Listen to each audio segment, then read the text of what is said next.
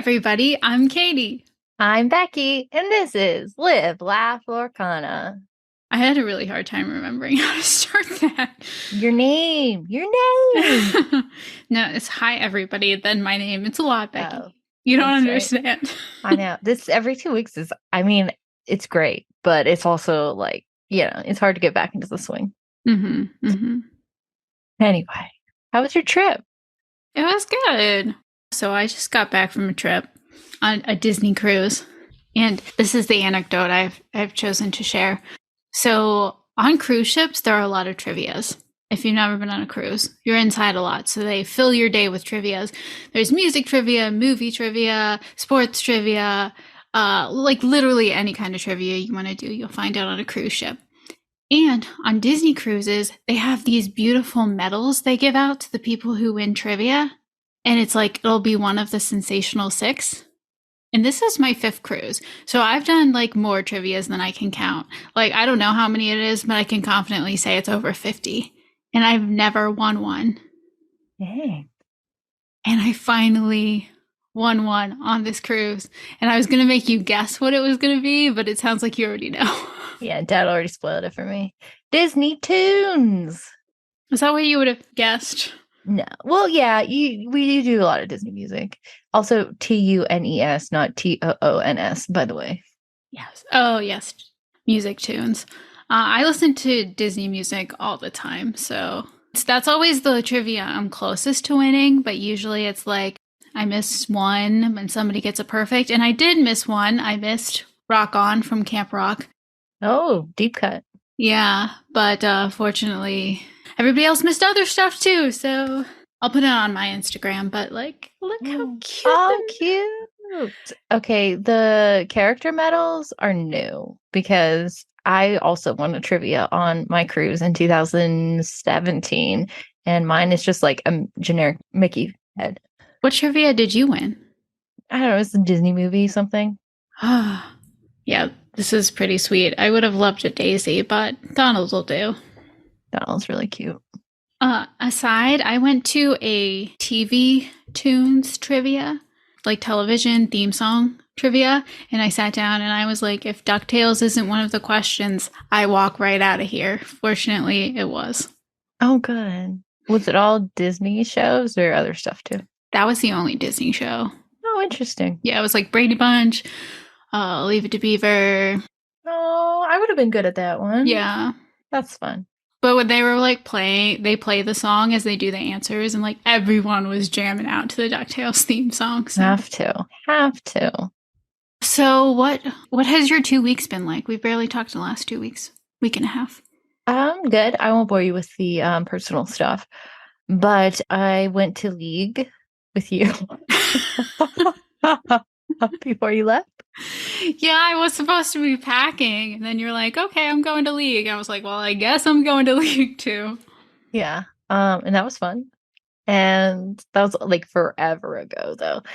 Lorcana related while you were gone. I filled out some binders with cards. I kept an eye on the Discord and the Twitter, keeping an eye out for stuff. You know, the usual. You did a great job holding down the fort.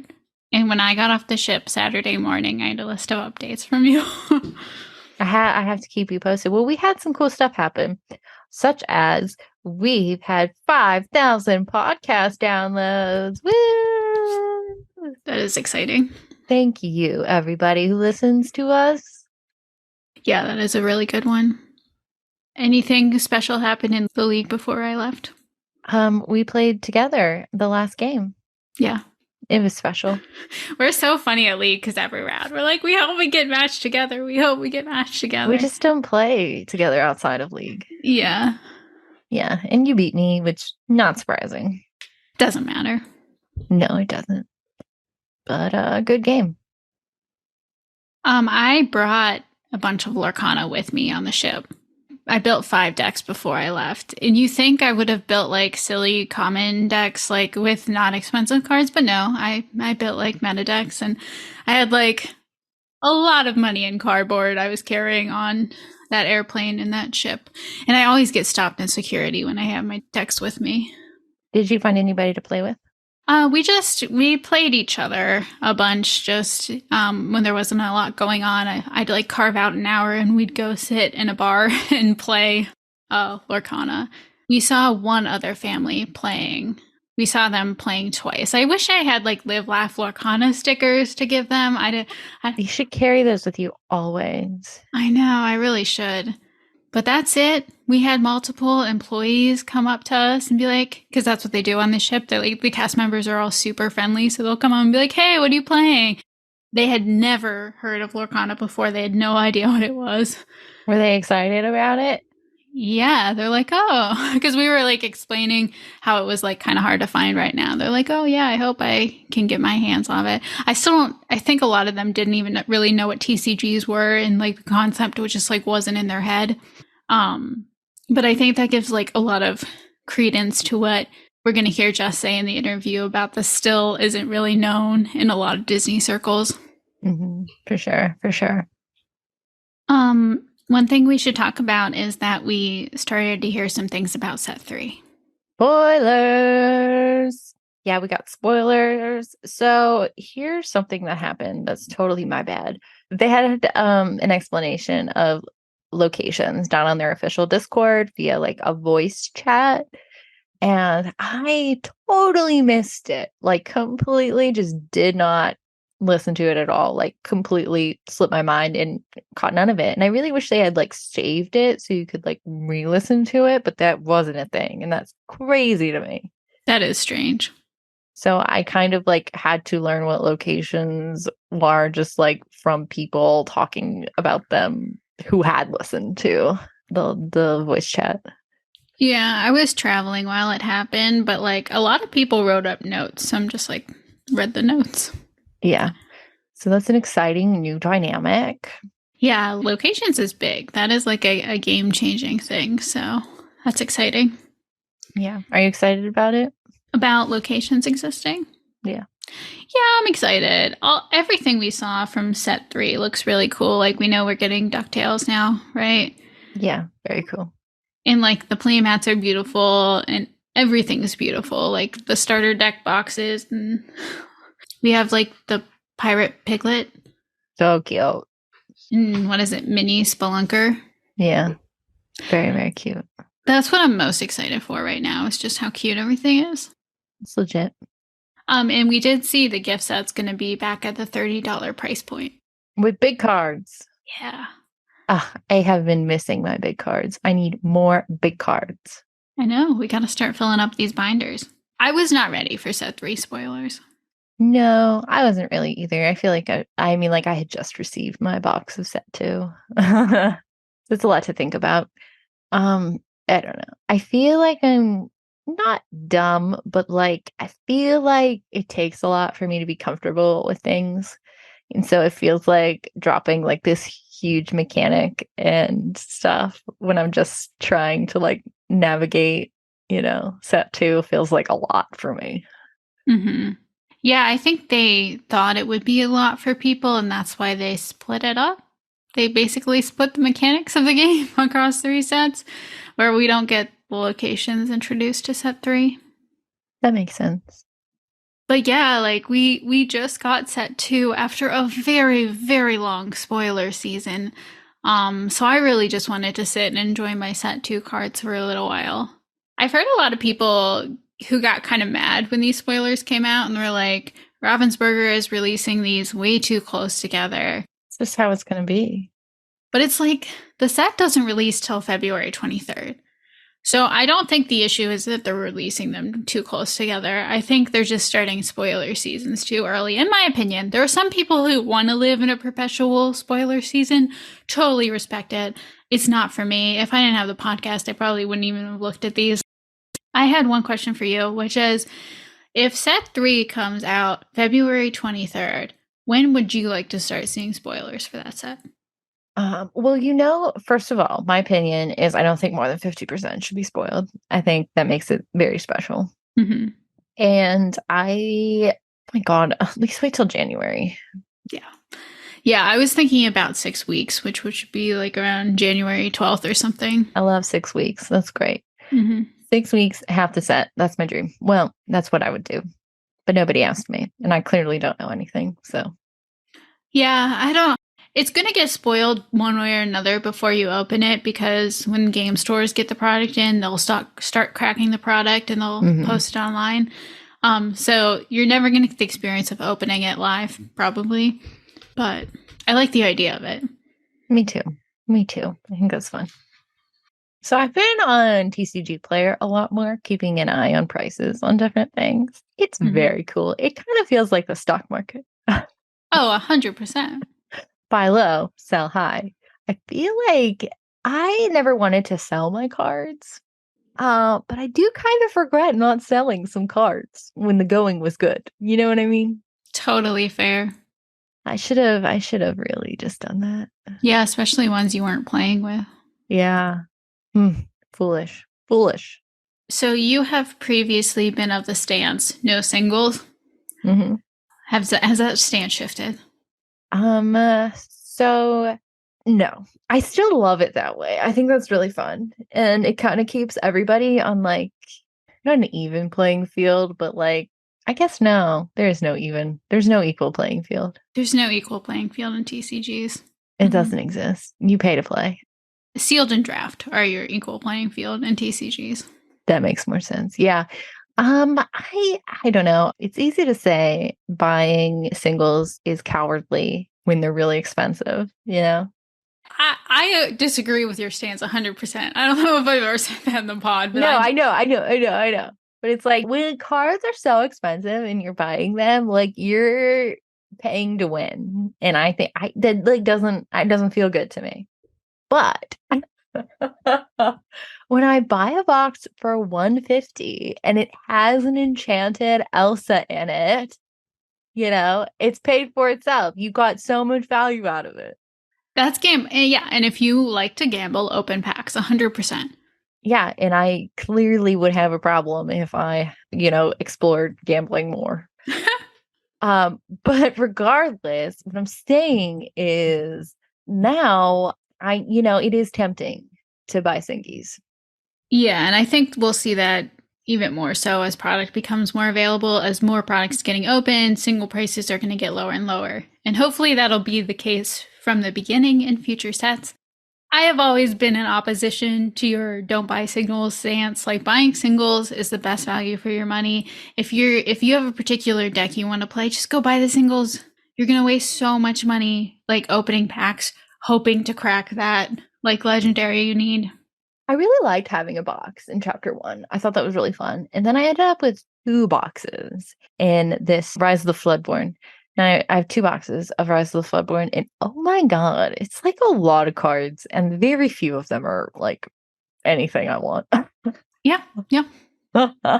Welcome to TCGs. Fine, I learned a lesson, whatever. Yeah. Because like I never got a gifted with healing Rapunzel. And now that the price is like fairly reasonable, I was like, maybe I should. I'm a little bit crazy and I like to have a playset of everything from the set. Yeah. So it makes sense for me to get 2 or 3 boxes, to be honest, because then you'll open every common and uncommon, typically, enough of Yeah. those. And then you can buy the rares and higher that you need. That makes sense to me. My problem with singles ultimately is I'm indecisive and I can't commit to a deck. That is no fun playing the same deck over and over. To me personally, it's just like, no, I want to like mix it up all the time. I want to try different stuff. Like, I don't know what I like until I play it. I'm not going to invest all this money in like a fancy meta deck that I might not even enjoy. I'm honestly the same way because I'll find a deck that I really like and I'll love it for about a week, and then I'm like, I'm ready to try something new. Legit. Legit. All right. Did you have anything else you wanted to talk about before we do listener questions? No. Okay. Keeping it in. All right. I sent the listener questions to you to read because I get tired of listening to my own voice. That's crazy. Nobody else does. The heart and soul of this podcast. False. Listener questions. Okay. Jedi Geek Girl asks, which Disney animated canon, Pixar, and Disney Studios live action, such as not Marvel, Lucasfilm, etc., films would people be shocked to learn you haven't seen yet? At least one film from each of the three named studios for a total of 3 films. Okay, so a Disney animated canon, Pixar, and Disney Studios live action film that you've never seen. Tell me about it, Ka. Well, to be honest, I don't think there's a lot. Our father, Live, Laugh, Floor Papa, as Tony Fish called him, is a Disney completionist and did a pretty good job on our Disney education growing up. I think the only 2 that I hadn't seen were Strange World and Wish, which were the most recent, just because lately I've kind of fallen off a little bit in Disney. Lorcana's brought me back in. But I just saw Wish, so it's only Strange World for animated. You got any Pixar's you haven't seen? All the recent ones. So Luca, Turning Red, and Lightyear. And then I miss Good Dinosaur. I never saw Good Dinosaur. I heard some bad reviews about it and just never went and watched it, but I need to. It's on my list. Yeah, I've watched that one. There's not like a lot of plot, if I recall correctly. Mm-hmm. So I'm going to tell you something crazy. You said Strange World. I've literally never heard of that. And here it is. I looked it up. 2022. Never even heard of it. I never saw advertisements for it, to be honest. Jake Gyllenhaal's in it. It's on the list of animated classics. Wow. And what about a live action Disney film? I don't watch a lot of the remakes. I don't know if that's a surprise. Like, I haven't seen the live action Lion King or Jungle Book. Like, a lot of them I haven't seen. Jungle Book's wild. I have seen that one. What about you? What are your 3? So obviously I haven't seen Strange World. I have seen Turning Red and Luca. Luca is precious. You should really watch that one. And Pixar related, I have not seen Lightyear either, nor Elemental, the newest and freshest. I just saw that recently. It's very good. Oh, I'll have to check it out. But yeah, Papa Lorcana, wait, what's his name? Live, Laugh, Lore Papa. Yeah. He takes Disney education really seriously. Like we saw all of them, like the Fun and Fancy Free, the ones they did during the war that are like very like not it and budgets and stuff. And it's I've seen it all. It's only the recent ones after we left our childhood house that we've missed. Yeah, and he has them all on DVD. We could go over there and catch up if we needed to. Mm-hmm. And then in terms of a live action, I've only seen the first 3 Pirates of the Caribbean movies. That is a little surprising. Like, you've made it this far, you gotta keep watching them. Well, there was like a huge gap between 3 and 4. Yeah. I just didn't feel it. I don't watch a lot of live action Disney films, to my knowledge. But also, I'm like really bad at determining what is a Disney live action movie. Like, are we talking remakes? You know what I mean? But also, like, Flubber's a Disney movie. You don't think of it like it is. Honey, I Shrunk the Kids, Disney. It's crazy. Yeah, I have a hard time thinking of them too. Forgot about Flubber, but I have seen it. Yeah, same. And so there we go. Hope we answered that. Good job, everybody. Duct Tape Paladin asks, I don't know if there is an equal type of product in Flesh and Blood, but in Magic, there are starter decks and challenger decks sold as sealed products. The starter decks are like they are in Lorcana, meant to be an introduction to the game. Challenger decks are intended to be sold to established players as an intro to competitive play. The idea is that a person could buy a challenger deck, sleeve it up, and do fairly well at your local Friday night tournament. They usually sell for between $30 and $60, depending on what's in them. Would you like to see a similar product come to Lorcana? What would you call it? And what do you think would be a good price point? Is there a Flesh and Blood version? There is not a Flesh and Blood version, and I really could have used one. Because for me, like, I took to the game pretty quickly, but it took me a while to get into the collecting, trading part of TCG. It's like a really long time. Like, not until Lorcana came along, really. Like, I just couldn't get excited about trying to obtain these cards and collect them and organize them and build decks about them. I just wanted to sit and play the game. So if you said, hey, like, spend $30 to $60 and get a decent deck, like, not a great deck, but a decent deck, and you don't have to worry about it, like, I would have been all over it. It would have gotten me into the game faster. So yes, I'd love to see one for Lorcana. What about you? Yeah. We know I'm not great at deck building, so I think that would be a really fun thing. Even if not for me, I don't know if I'd ever. I mean, like I'd probably buy them because I can't help myself, but I think that's really great for like a pick up and go kind of thing, and a really easy way for people to, get in the game without like just starting with a starter deck and sort of having something a bit more interesting and competitive and blah blah. What do you think for price point? How much are we selling starter decks for? It's 18, right? 17.99. So something like, I don't know, 40? Yeah, 40 or 45 sounds good to me. Yeah. In the question, he said 30 to 60. I wouldn't even hate 60 if it's like a legit deck. Yeah, that's totally fair. I like it. It sounds fun. Have you thought about marketing this idea, Katie? What you would call it? No, I forgot that part of the question when I was thinking about it. What do I call that? So we love a Lumineer pun. I don't know. I'm trying to think of like a fighting kind of thing in the Disney World.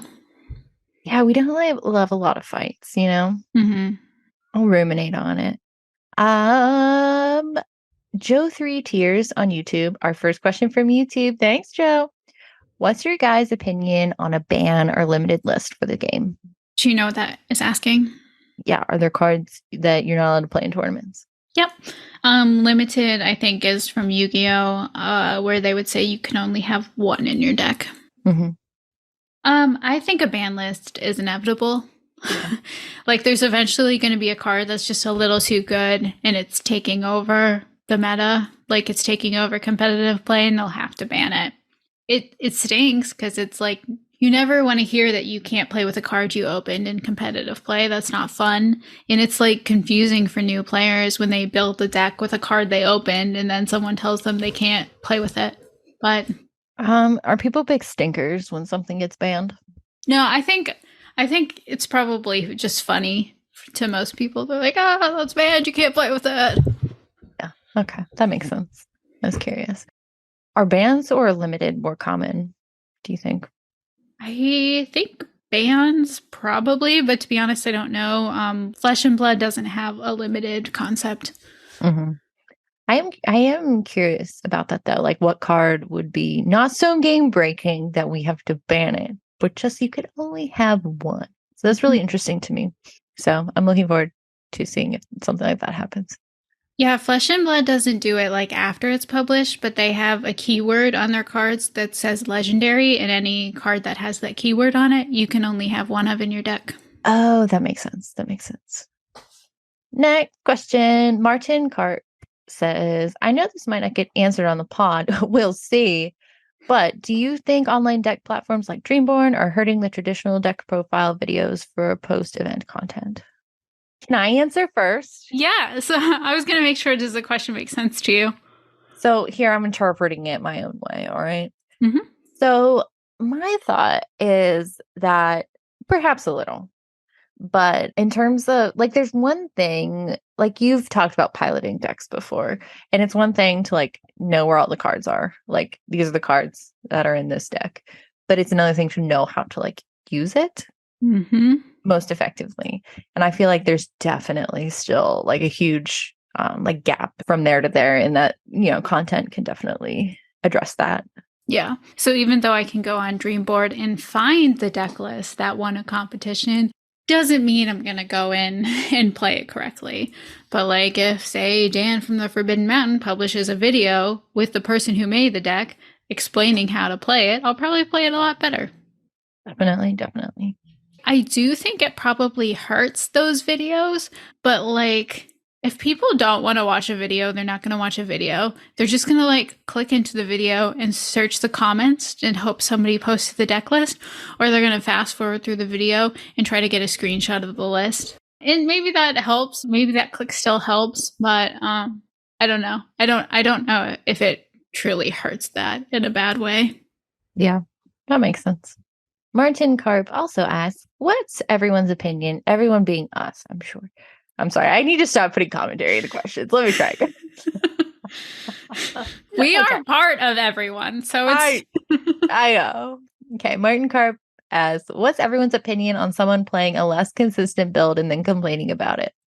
So we don't say it out loud often, but like the number one motto of Live Laugh Lorcana is to do whatever makes you happy and enjoy the game however you want to enjoy the game.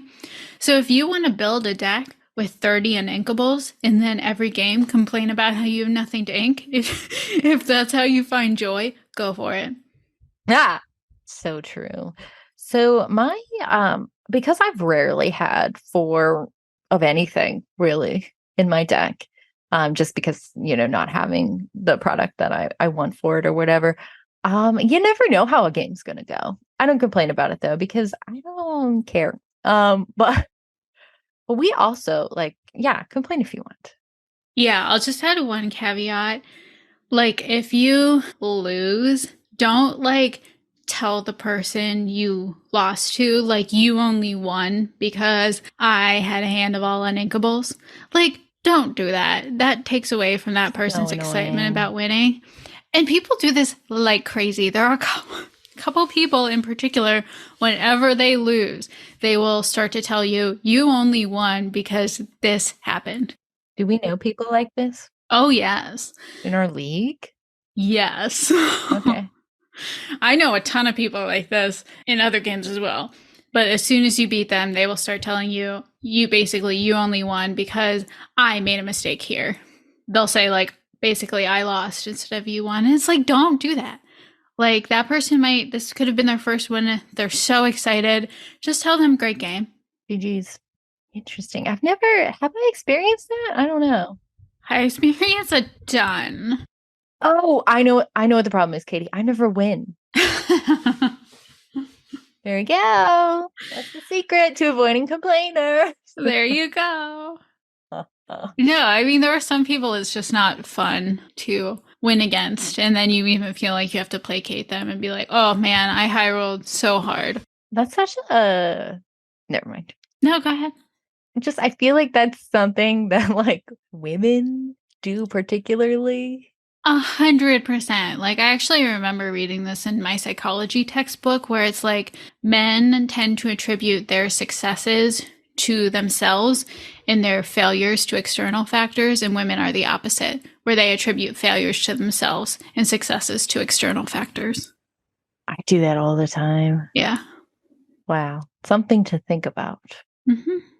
I just got lucky. Oh, that's me. Oh, it's crazy that I won. I just got lucky. It's crazy. Yeah. Ugh, so weird.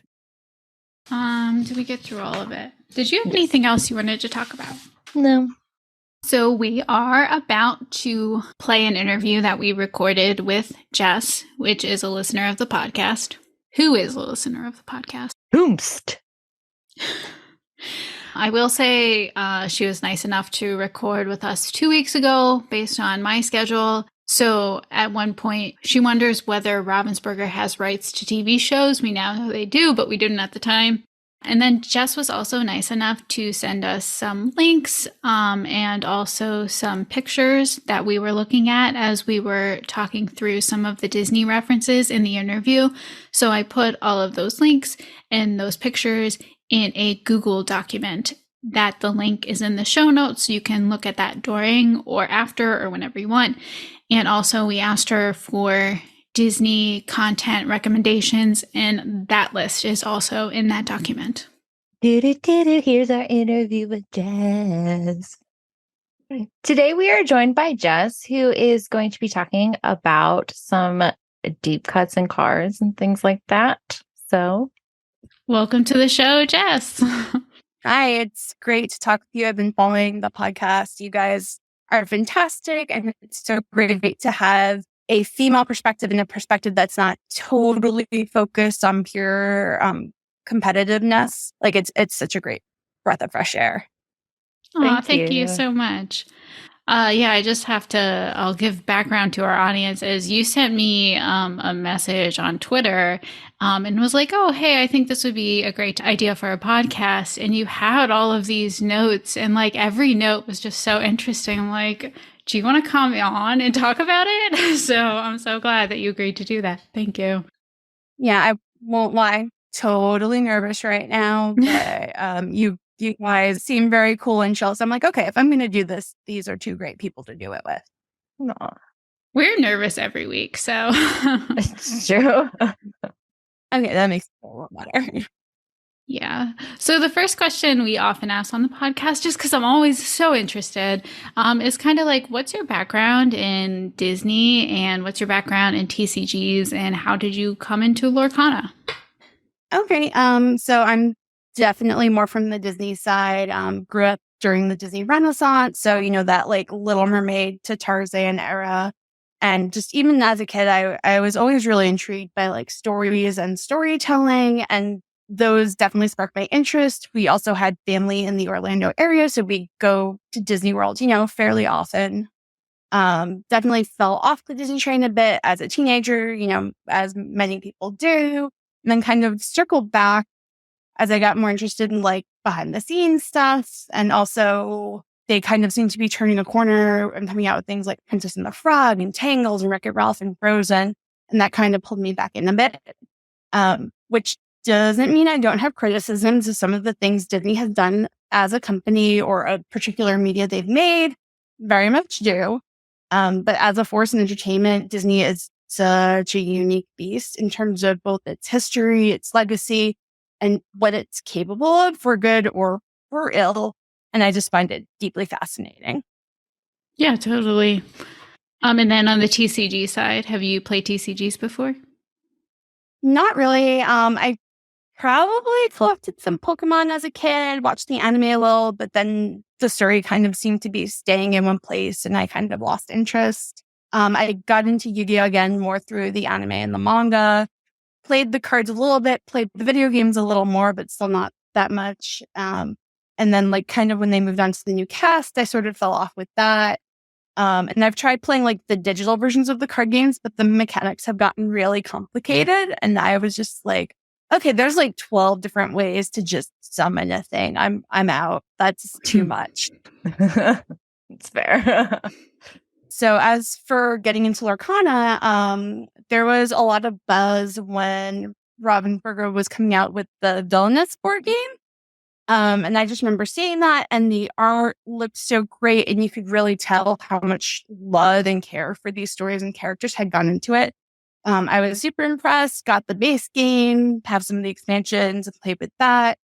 And then I was at D23 Expo in 22 and, there was like, oh, they're Villainous people. They're going to do a Disney trading card game. How neat.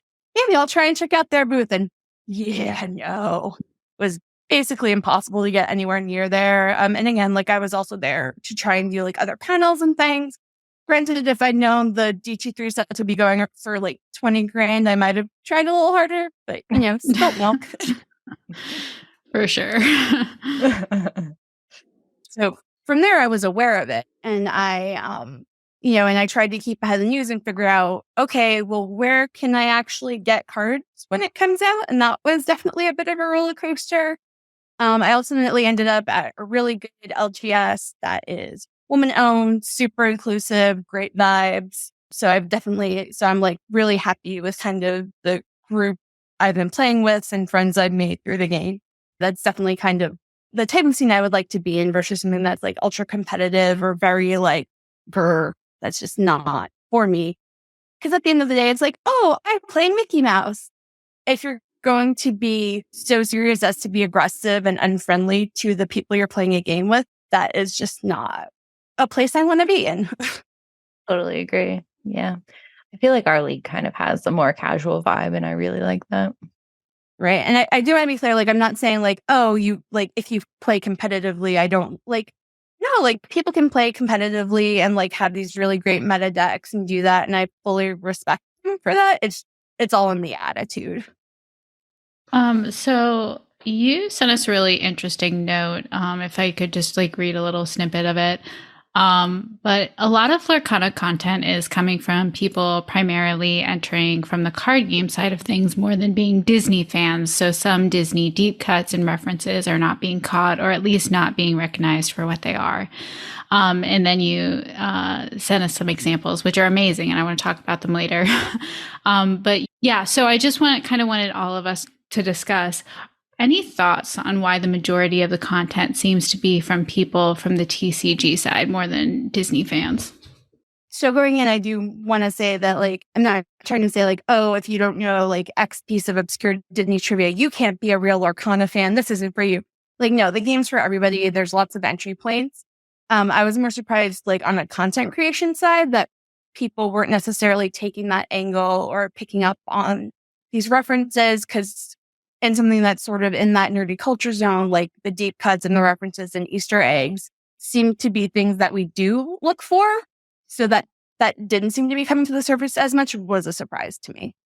Sure. And I feel like there is like because I'm surprised by that as well, because there's like a decent amount of content creation, like just Disney World or just like Disney things. And there's a very huge community. So I was also surprised that Lorcana, for some reason, it tends to be, TCG and not like the magic of Disney. So it's really interesting. Yeah. I think some people expressed that like the game like just isn't known in these wider Disney circles yet. And I do think some of that is like the difficulty in cards staying on the shelves at places like Target and Walmart, where people can just sort of come upon them in that way, is maybe why the initial crowd is a bit more insular. That theory works for me. That makes sense. Definitely. The one thing I think too is a lot of people who go home and like maybe start searching on the internet about this TCG are people who are approaching it more competitively. So they're like viewing those videos, and then those videos are always scoring higher in search and all that YouTube algorithm stuff. But like, we made sweeping statements when we started this podcast, like there aren't really casual content creators. And like, we've slowly like start to like find more casual play stuff, but it's like, it almost like it doesn't get prioritized by the algorithm because people aren't searching for it as much almost. Maybe. I wonder if there's Disney content out there I haven't found. It's hard. If anybody knows of any, like, please, for sure, let us know about them if they're out there. Oh yeah, absolutely. I would watch like 5 hours of videos, like right. So suffice to say, the audience for Disney content is there. There's 3 of us. Let's go. What do you think could maybe be done to like encourage more Disney creators, if there is anything? I think, if more people show interest and like that they want there to be space for that, then I think that's going to be more enticing to somebody being willing to put their focus there. So like, if anybody listening, if that's a thing you want to see or to have around, like, be very vocal about it. And then hopefully people will see that and we'll see kind of what opportunity there is there and sort of fill that niche not being filled yet. Yeah, that's good advice. So let me know if you want me to cut this out. But you had sent me this message and you had all these notes in it, and every note I'm like, oh my gosh, that would make such a good reel. I'd love to see that as content.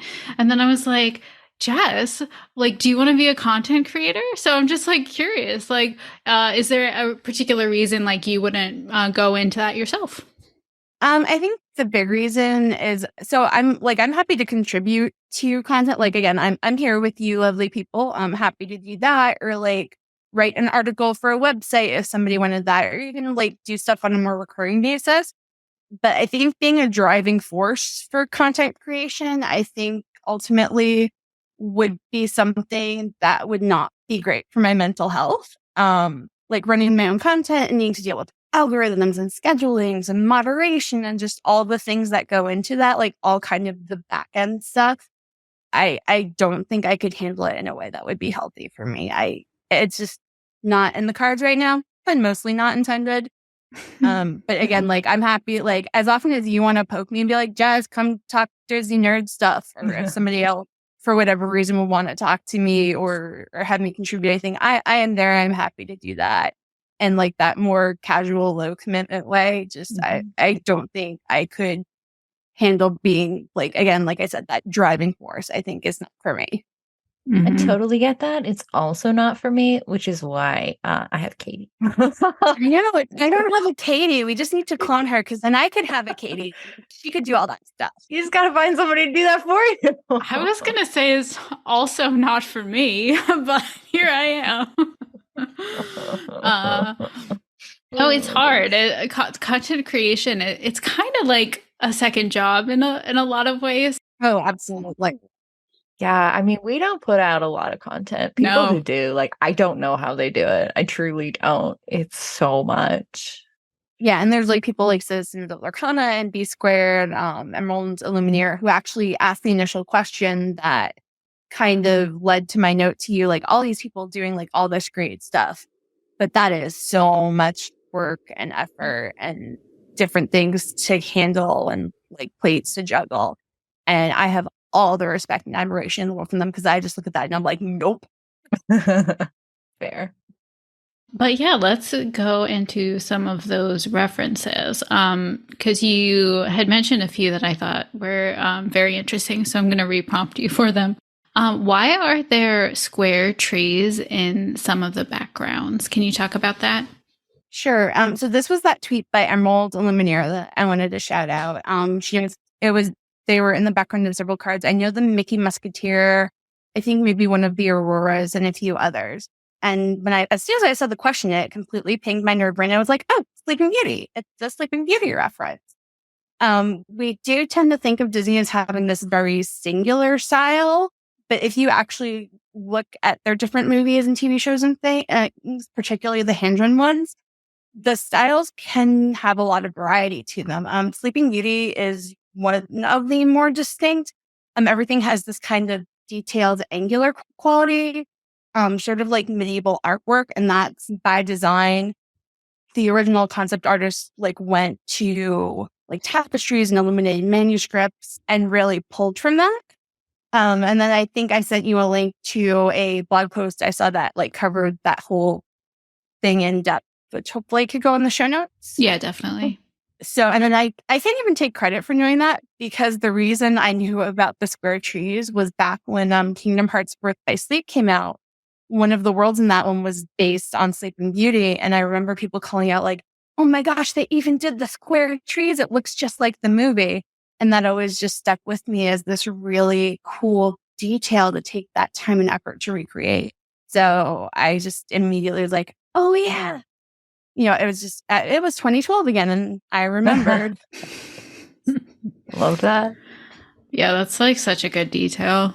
Another really good example you mentioned was the Rapunzel Sunshine card that just came out. It features Rapunzel in a green dress. What is that about? Okay. So again, I'm not entirely sure, but I think it's most likely this is a reference to early concept and development art from the film. So animated films take many, many years to make, and you'll often see concept and development art that is different in big and small ways from what we get in the final movie.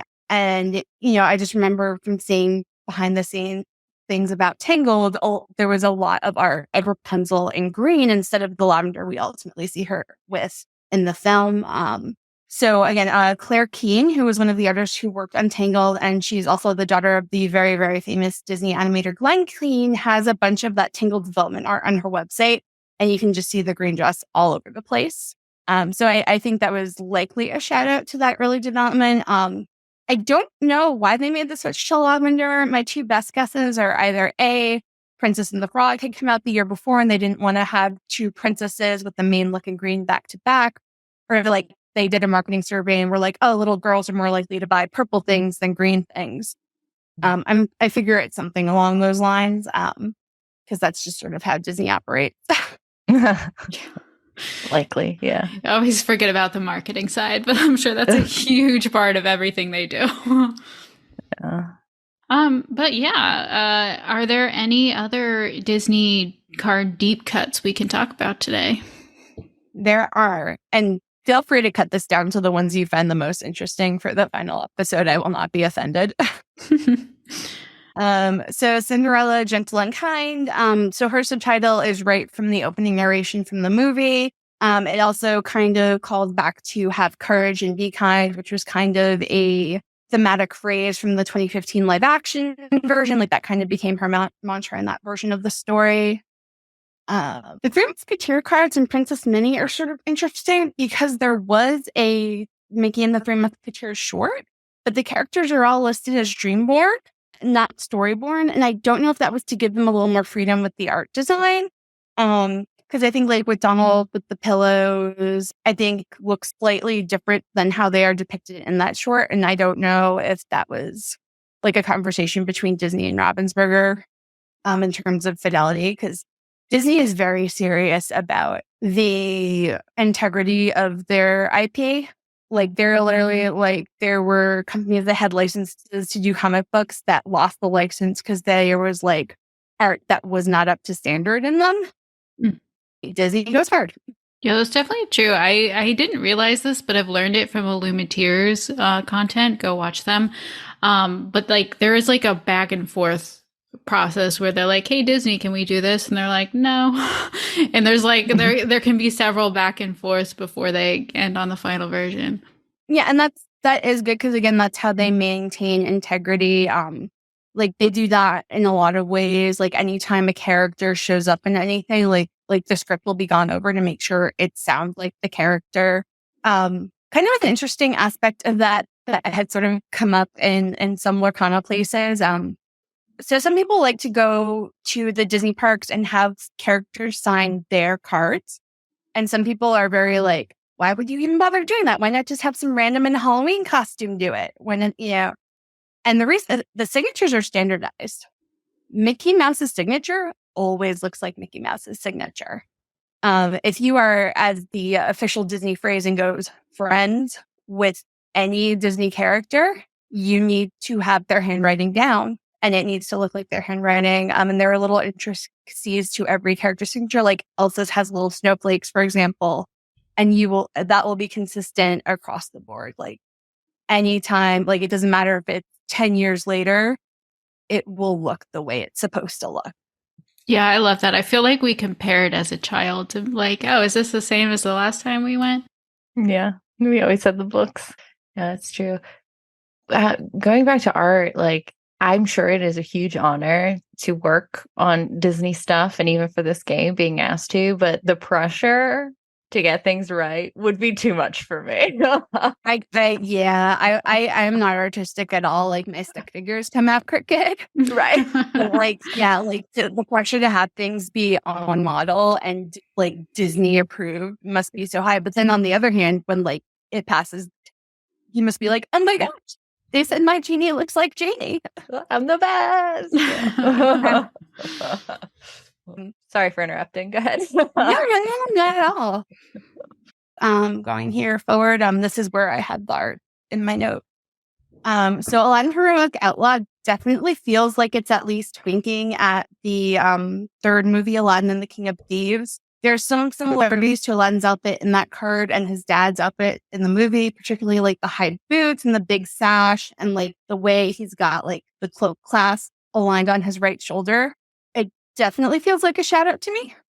Belle, an inventive engineer, I think could be nodding to the live action Beauty and the Beast. Because in the 91 film, her father was an inventor, but Belle wasn't.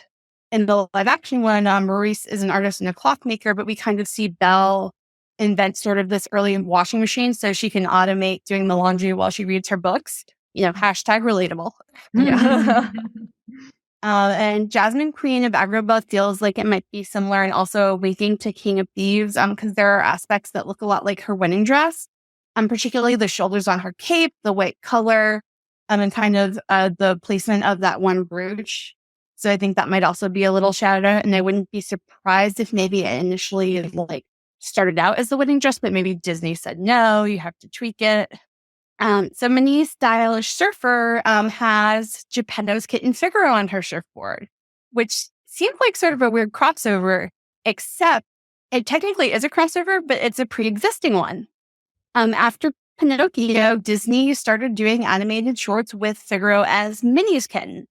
So I'm actually not as familiar with the shorts, so I'm pulling this from a wiki. But apparently the very first time that happened was the 1944 short First Aiders, which I'm guessing was World War II propaganda, probably like, here's how you do first aid properly type stuff. My toddler watches the like Disney Mickey Mouse Clubhouse and all those shows, and Minnie has Figaro as her kitten in those as well, which is very cute. I'm glad they kept using Figaro because that is a great cat. It's so cute. No, he is. He's so cute. Little gentleman. Yeah, precious. Can I just say this next cut is probably my favorite. Go ahead. Oh, it's such a good one. I love this one. Yeah. So the Beast Forbidding Recluse, like I would bet money this is a shout out to the Gargoyles animated series. The aesthetic is so close with the lightning and Beast being made of stone, and particularly the glowing white eyes is such a very specific thing. I think that's definitely a shout out. And then funnily enough, that's actually not the first crossover between these two properties. There was a Halloween episode of Gargoyles where the human character Elisa Maza, who had fallen in love with Goliath, leader of the Gargoyles, dressed as Belle for Halloween, and they shared a date. So that episode is Eye of the Beholder, if anybody wants to go run and check Disney Plus and make sure I'm not a liar. So I thought that was like a really fun interplay between the two properties. And then bonus trivia, Goliath's voice actor Keith David later went on to play Dr. Facilier in The Princess and the Frog. Oh, wow.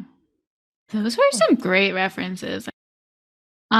So kind of related, but looking at the Disney cards we've seen so far, is there like a movie or character or whatever you think they did like a really good job capturing in the card form, like you like seeing in the game? So I think they've really just done an amazing job all around. And then funnily enough, I find I really tend to gravitate towards the Dreamborn and Floodborn designs more than anything. Especially for the cards that aren't Mickey and Friends, because I love Mickey and Friends, we all do. But they're sort of Barbie-like in that they can always be all the things, like they have that aspect to them. But like seeing like Cinderella as a knight or like Elsa in that Snow Queen outfit with the hood, and they just look so different, but still so entirely them. It's just so special and unique. I'm like instantly captivated every time I see them. Nice. Yeah. Yeah, I love that too. The Floodborn Cinderella too, and how like they like work the fairy godmother and prince into like that story. It's so good. Oh yeah, with the missing chip from her sword, and he finds the chip from the sword. Yeah. Oh, so good. Yeah. Is there anything you would like to see in Disney Lorcana, like either a movie that hasn't been there or more fleshed out characters and scenes from a movie that we have seen? Like what are you looking forward to seeing? So for new stuff for properties that have already been introduced, 100% Dreamborn and Floodborn Little Mermaid characters, especially Prince Eric, Ariel, and Ursula in that order, because he tends to get forgotten, even though he's great. So I definitely would love to see the Lorcana team dream up Dreamborn and Floodborn versions of them. I would be so excited for that. I'd also really like to see more sets or special packs with like seasonal or otherwise cohesive theming. Like give me everyone in ugly holiday sweaters or Disney princes and princesses on Valentine's Day dates, things like the Musketeer cards, even if it's just alternate art of existing cards. As long as the rarity is more like super rare or lower, like just take my money. It's yours. Give me all of them. Yeah, same. I love that holiday stuff on our Disney characters. So for stuff we haven't seen, definitely I love me some deep cuts. I don't know what Ravensburger's current licenses actually encompass. So like I know they have the Disney animated features and like the shorts, but I don't know if they can do like stuff from the sequels and TV shows and spinoffs. Like I don't know if they're allowed to do some of these, but like assuming they are. Characters from the Gargoyles TV show, like we talked about before, Mosenrath and Sadira from the Aladdin TV series and Cassim from King of Thieves. Mosenrath is kind of like an evil sorcerer guy, but his thing was he was like close to Aladdin's age, so they were much more peers than like Aladdin and Jafar, where it was just this old guy going, "Grr, boy, get away." And then Sadira she was a street rat like Aladdin, and she got this big crush on him, and then she found magic and she had like a whole little mini arc, and I really enjoy her. Melody from Little Mermaid 2, Ariel and Eric's daughter, Kiara and Kovu from Lion King 2, so Simba and Nala's daughter, and like Scar's chosen heir. Gabriella from the Little Mermaid TV series, so she was based off a real little girl. There was this little 2-year-old girl who was a huge fan of the original movie, and she was deaf as well as having a lot of other health issues. And very sadly, she passed away. The team behind the series heard about this. and so put a character based on her as she would have been had she lived to be a teenager into the show for a couple episodes. Oh my gosh. It's so heartwarming, and she's a great character. Like her whole thing is she's like peas in the pods with Ariel. Like she's just as adventurous and wanting to do things. I feel like you could definitely have some critique about her story from like a 2020s perspective, but there was just something so very earnest and real about that representation, and we still don't see things like that very often. And I honestly, I would love to see her get a card. She deserves it. That's beautiful. I hope so too. Yeah. Jess, where can the people find you? Do you want to be found? And anything else you want to plug. Literally anything you want to plug it. I don't really have anything to plug. You can definitely like find me like around on like Discord and stuff. If you see like the Jess with like the Snow White from Once Upon a Time avatar, that's me. My Twitter is at Jess, letter M, letter E, letter C. I'm, for as long as I'm still on that site until it finally burns to the ground. Yeah. We're all on that ship. But definitely feel free to message me there or in Discord, especially if you want to talk Disney nerd stuff. I'm pretty much always up for that. It was really wonderful talking to you. We really appreciate you coming on, sharing all your stuff, and we all learned so much today. Well, it was great guesting. You guys were very wonderful hosts and definitely helped me feel a little more at ease. This was like my very first podcast I've ever recorded on. So, oh, well, you sound great and you did great. Yay! You nailed your first episode. Well, thank you. That was our interview with Jess. Was that good? That was your best yet. Shut up. Just go home. Did you get me anything on the cruise? No. What the hell? Sorry. That's okay. No, I'm just teasing. Mom and Dad did, so. Oh, good. Well, I think they only got stuff for my kids because I got stuff for your kids. Oh, that's very nice. That's what happens when you have children. People just forget about you, and it's all about your kids. You are never a person again. You are just the taker-carer of the children. Yeah, that's why I don't want them. I want presents for me.